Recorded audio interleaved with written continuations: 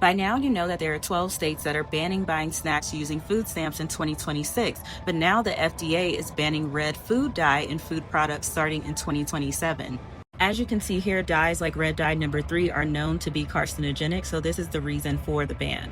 Now, even though the FDA had already set out to do this ban and for everything to begin in January of 2027, there are some companies that are deciding to go ahead and start this change sooner. As you can see here, Nestle is saying that they're going to be removing artificial dyes starting in 2026. A part of that is related again to the RFK Jr. Make America Healthy Again, with them coming out and making a heavier push for companies to fall in line. You have companies kind of coming out and getting ahead of it and saying, you know what, we won't wait until 2027. We will start making these changes now.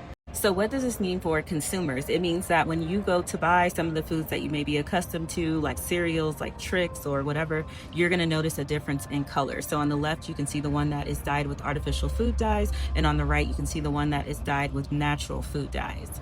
Places like the UK have had restrictions on red dye since the 90s, and so this is not new for them. So you can look at a lot of products in the UK to kind of see what would foods look like here if we were to remove some of those same or similar dyes.